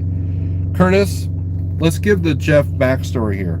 Jeff was an owner operator for 10 years at Landstar, and then he was an owner operator for 10 years at Schneider, and then he got his own authority, and now he has 16 trucks, I can't remember. And his knowledge has literally saved my business. And he can look at your situation and figure out the best path. Okay? He shows consistency, simplicity, and he doesn't involve himself in a lot of the drama that the other guys do. So I gotta wait 3 years because the Ontario government shut down the DMV and licensing are backed up till 2023. Wow. Just Trucker and awesome. Thank you for joining. Thank you.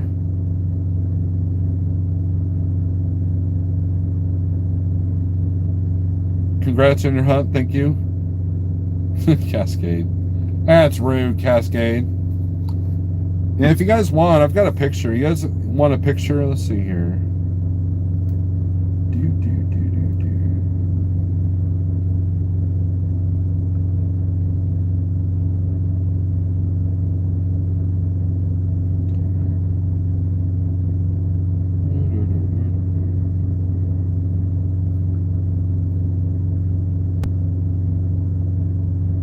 trying to find a picture. I don't know if I have it on this phone.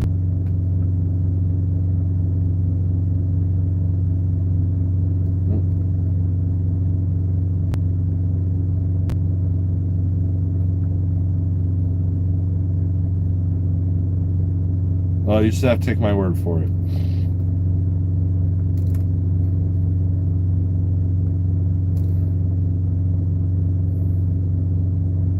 I'm not familiar with Coach's body of work, but Jeff has sold solid info without all the BS.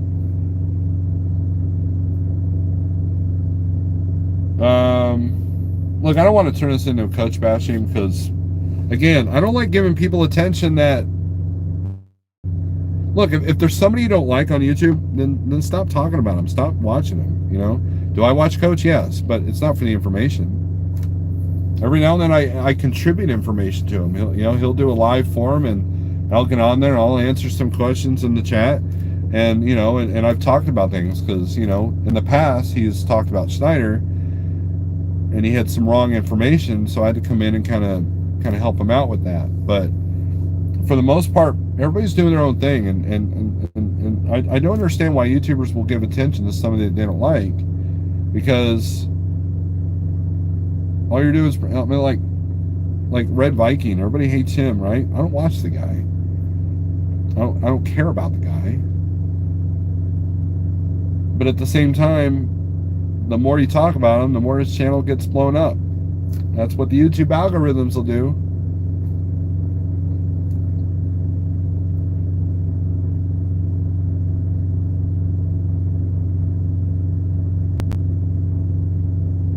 DIY. Now, DIY, he is definitely a good person to watch when it comes to the truck stuff. Look, Jeff has got good info. And I'm not just saying that because he's my boss.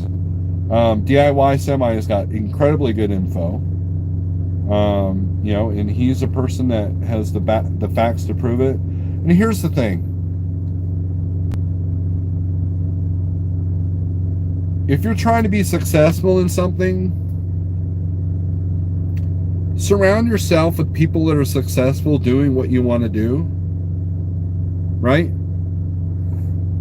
I eventually want to open my own record store, okay?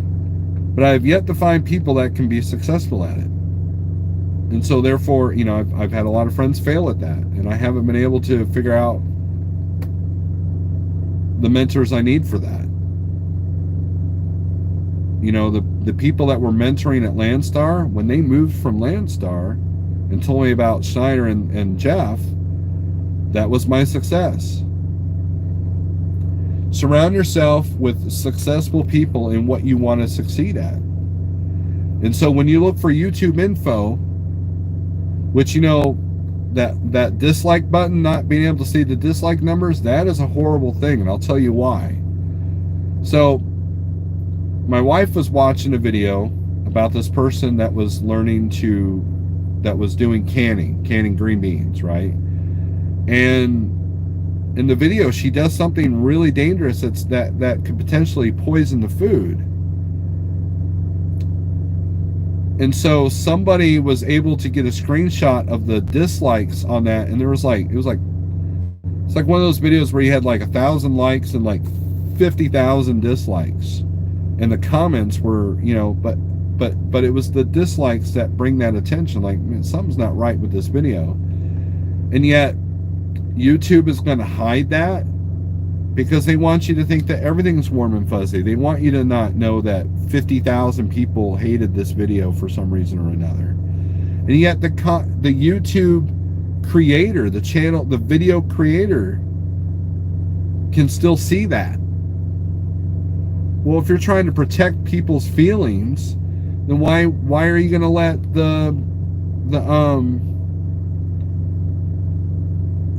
the creator see it too? So that's part of that dumbing down, everybody gets a trophy thing. Oh, we don't want your feelings to be hurt, and so I think it's a horrible thing. It doesn't make sense. It's hypocritical.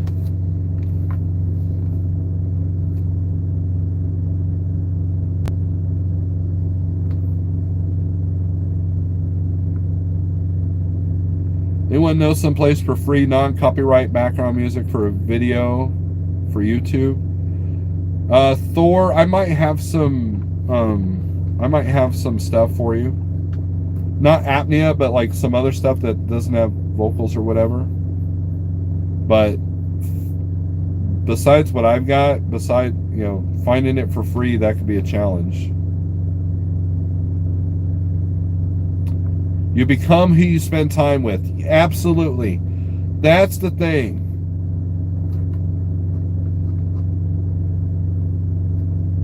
Jeff is not my boss, but he's sure a super guy with tons of knowledge.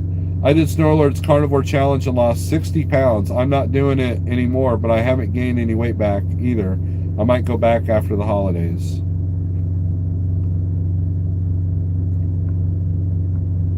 Thor, there's a whole channel called No Copyright Sounds. The video creator I use has some, but it's just okay. Spooby, that's awesome. Look, I like vegetables. That's the thing. Pale Rider said he hates vegetables. He'd be perfect. Pale Rider is one of the most perfect carnivore possibilities ever, right? Because he's a perfect candidate. I guess that's the word I was looking for. Because he hates vegetables. And he's doing the low carb thing, which is cool. I was happy to see that.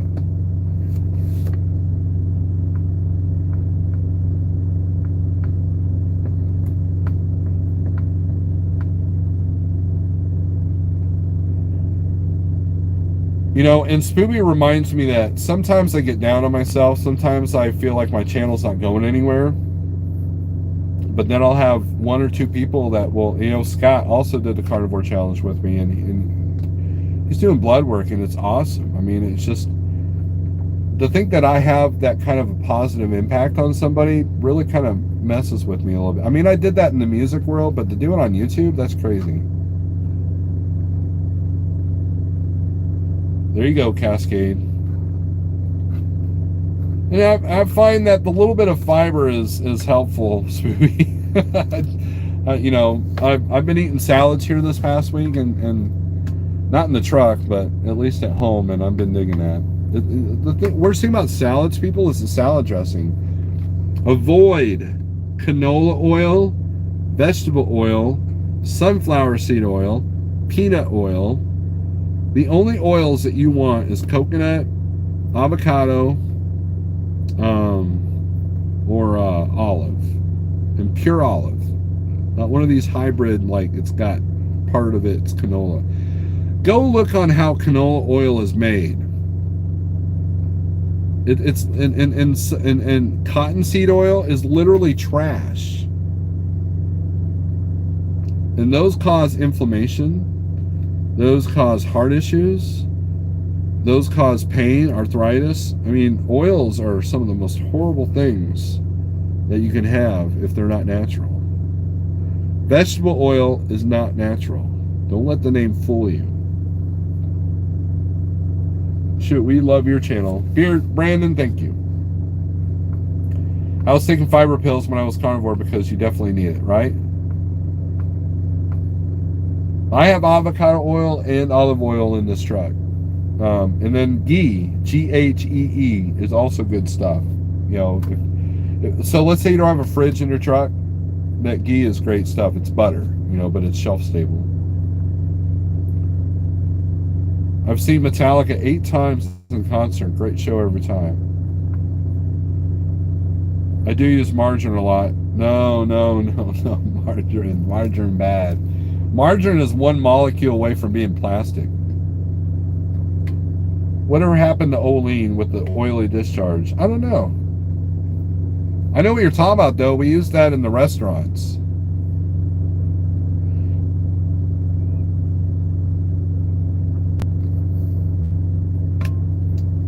There's a video from a channel called From What I Learned that talks about the vegetable oils.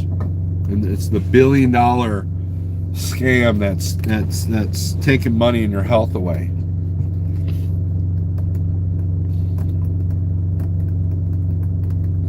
But let's see, did I cover all the topics here? Let's check the community page.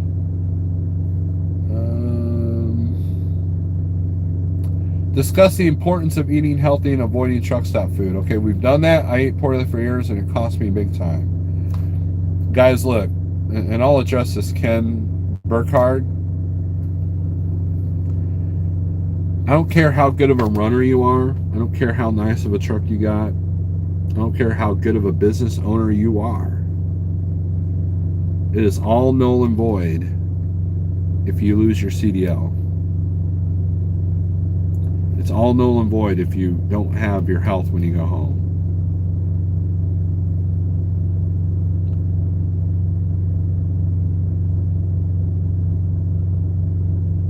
Driver retention is already an issue. And everybody's talking about these new generation drivers, don't know what they're doing, they're not trained well, they're from other countries, blah, blah, blah, blah. And they're replacing the guys that aren't taking care of their health. The average age of a truck driver passing away is 60 years old. Think about that. Our job is not only dangerous, but it's also, and look, they don't make it easy. The corporations don't make it easy to eat right on the road. It's financially harder at times. It's challenging at times when your only options are Burger King and IHOP, And so Thomas Doolittle has a lot of videos on how to deal with each restaurant chain doing the keto or low carb. But the reality is, it's not just the sugar, it's not just the processing, it's also the oils, the bad oils. And, mental health is important in driving these trucks. There's a lot of people that are kind of losing their shiznit here. And that's all based upon the things that are based around their diet. I wholeheartedly believe that. The mental conditioning that the devices work side by side on your diet. And if you're a traveler, it's harder to eat healthy. Don't believe me? Look at every truck driver. I would like to know what the actual percentage of drivers that are overweight are. And look, I'm not skinny yet. I'm skinnier, but I'm not like where I want to be. But when I'm on track, I feel so good. I have energy. I'm making better decisions. I'm picking better loads. I'm not wanting to go off on the brokers when they're being rude. I'm not wanting to go off on the customers when they're being rude. And so big part of you got to have a good physical diet and you got to have a good mental diet.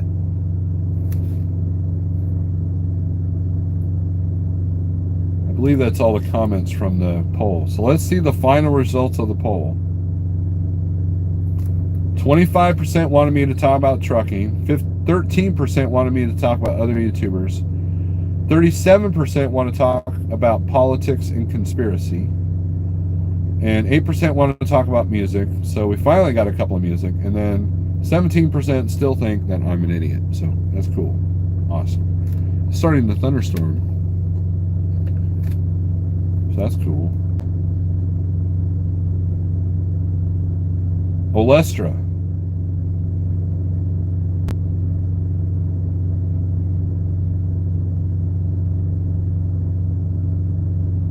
Lard is it. And look, you got to have true lard. Like the lard that you find in the store is made up with hydrogenated oils. No hydrogenated anything.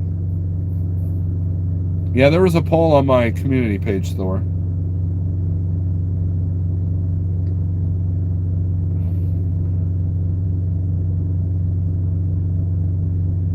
I've got olive oil and cider vinegar in the truck. Lots of salad and veg in this Freightliner. Good deal. Lard and tallow. I got passed by a truck. They're selling bacon grease now. You can go to the cooler and buy bacon grease. As long as it doesn't have any additives, man, that'll be good stuff too.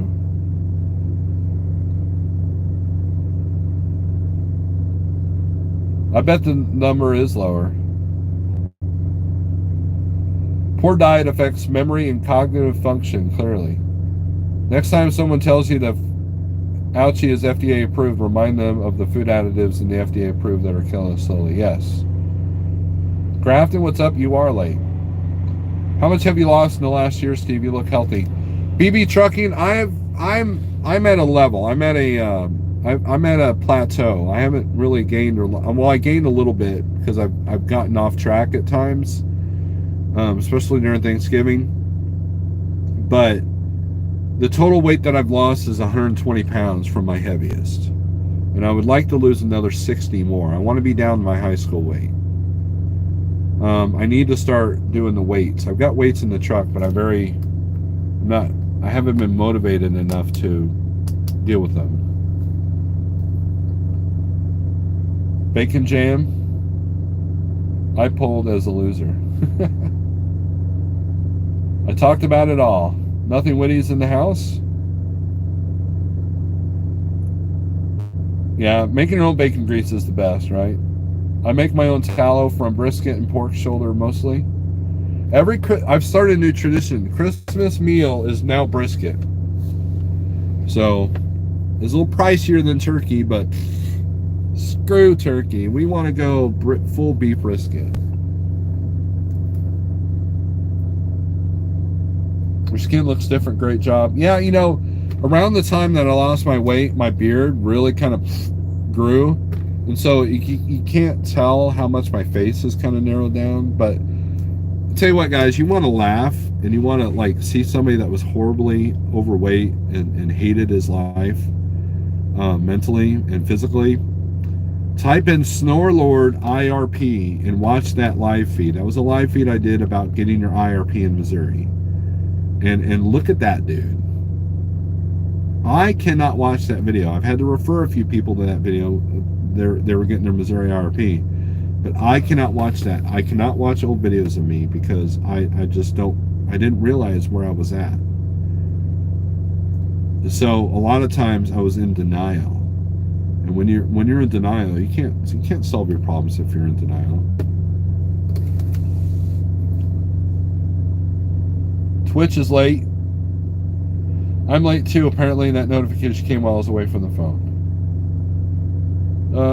Let's see. I was 170 in high school. I don't want to be that scrawny again. LOL. I had a friend of mine told me today that he went and bought a certain size pair of jeans. He hadn't been that size since for a long, long time. That's what I want. I can fit in 40 jeans. I can fit in 38, but it's a little bit tight. We're not breathing. I would love to fit in a 36 or a 38 waist. I need to bulk up my arms though. I need to gain some more arm strength.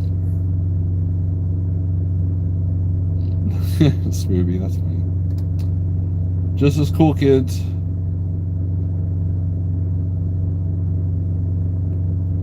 My complexion, look, there's a lot of the carnivore channels will tell you about the skin improvements that you'll have. Once your body starts dumping all the toxins and it cleans up a little bit, that's where your skin issues improve. The other thing is you'll gain tone, like all the extra fat in the water, especially around your legs, will disappear. I did a video about sock impressions, right? When you're retaining a lot of water, that's a sign that things are not well. And and you've seen, look, there's probably a truck driver watching this video that has the purple legs because they're diabetic. And one of the guys that was always in my life, Mike Miller, he died recently and he lost a leg, and because of his diabetes. I have multiple friends that have lost their legs to diabetes. I have multiple friends that have died as a result of the choices they made in their diet. So it to me, it's about improving. Look, if everybody could be happy, if everybody can just be mentally okay and physically okay, wouldn't the world be a better place? Wouldn't it?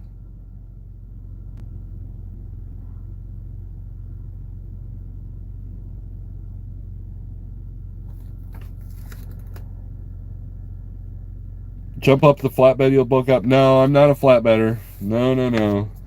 Not because I'm not afraid of the work. It's because I'm the guy that would be picking up half the stuff on the interstate.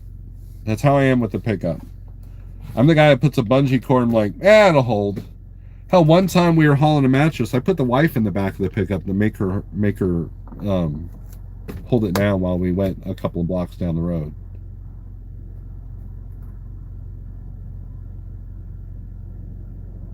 I was 200 in high school, and I'm no more 300. Go figure.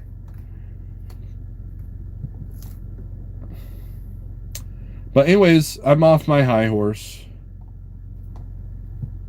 I appreciate everybody's come in. I think that's it. I think I'm all talked out.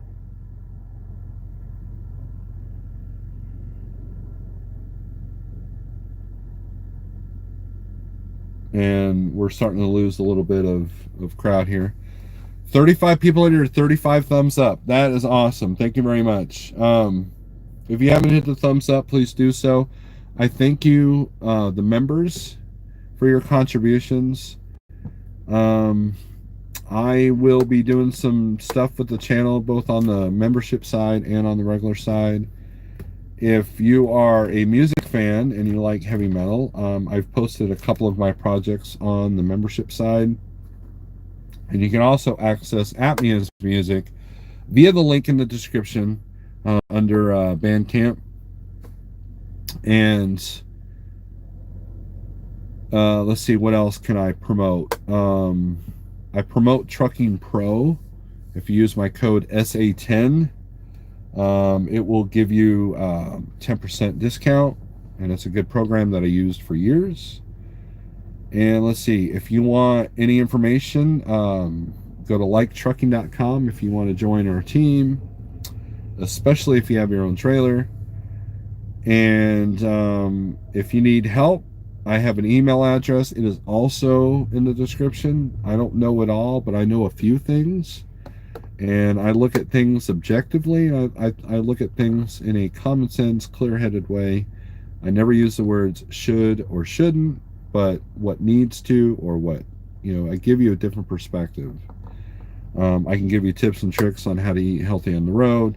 I can give you tips and tricks on how to have a healthy business. And, and I might even be able to just, talk music with you. So, DIY is now a member. Awesome. Oh, no, been a member for 2 months. Thank you, DIY. Appreciate it. And you know what? I love every single one of you. I hope that you're doing well. And, take care of yourselves. Take care of each other. And be safe. Peace.